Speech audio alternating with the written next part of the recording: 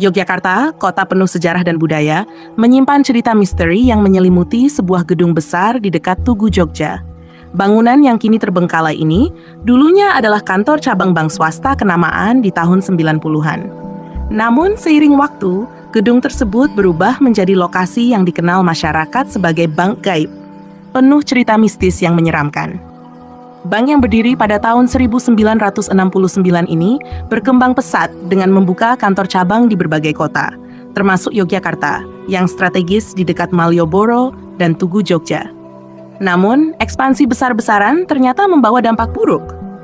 Bank ini mulai terjerat kredit bermasalah, dan puncaknya terjadi pada tahun 1997, ketika krisis moneter melanda Indonesia. Situasi keuangan bank pun semakin memburuk, hingga akhirnya mengalami kolaps pada tahun 1998 dan mengumumkan kebangkrutannya. Menurut audit BPK tahun 2000, aset bank ini tercatat hanya senilai 573,42 miliar rupiah, jauh dari kewajiban BLBI yang mencapai 3,69 triliun rupiah. Skandal besar ini membuatnya dikenal sebagai salah satu bank yang dianggap merugikan rakyat. Setelah bangkrut, gedung bekas bank di dekat Tugu Jogja dibiarkan kosong dan perlahan-lahan ditinggalkan. Dari luar, bangunan ini masih menunjukkan sisa-sisa kemegahannya, tetapi bagian dalamnya menyimpan kisah yang jauh lebih menyeramkan. Di depan gedung terdapat patung Gupala atau Dwarapala, sosok raksasa yang duduk gagah sambil memegang gada.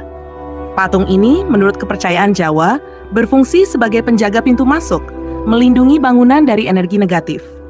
Namun, kisah yang beredar mengatakan patung ini menyimpan energi mistis yang terkadang membuat bola matanya terlihat bergerak, terutama jika pengunjung datang dengan niat buruk.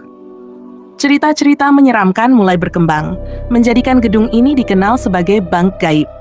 Dikatakan, meski secara fisik gedung ini kosong, operasi perbankan masih berjalan di alam gaib.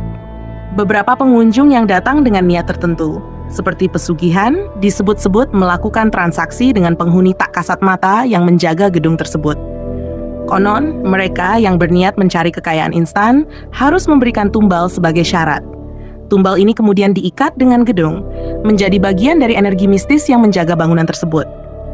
Sosok gaib ini bahkan digambarkan mengenakan pakaian rapi, layaknya pegawai bank, mempertegas suasana seram di dalam gedung. Akun YouTube Kisah Tanah Jawa pernah melakukan penelusuran ke lokasi ini. Menurut pembawa acara Om Hao, gedung ini dipenuhi dengan makhluk-makhluk astral, termasuk beberapa siluman dengan wujud setengah manusia, setengah hewan seperti anjing, ular, dan monyet. Bahkan, beberapa di antaranya dipercaya sebagai arwah yang gagal menyelesaikan perjanjian gaib. Mereka kini menjadi budak astral, terikat oleh kontrak pesugihan yang berakhir tragis. Salah satu kisah mengerikan menyebutkan adanya seorang wanita yang bunuh diri di gedung ini, dan arwahnya dikabarkan masih gentayangan hingga sekarang. Selain cerita pesugihan, ada fenomena lain yang semakin memperkuat aura mistis gedung ini. Salah satu kejadian yang sempat viral adalah hilangnya foto sosok perempuan misterius dalam hasil jepretan beberapa pengunjung. Anehnya, foto tersebut hilang secara bersamaan dari perangkat mereka tanpa alasan yang jelas. Gedung bekas bank ini kini menjadi bagian dari legenda urban Yogyakarta. Meski menyimpan kisah kelam sebagai saksi bisu kehancuran sebuah bank swasta besar, kini bangunan ini lebih dikenal sebagai lokasi penuh misteri.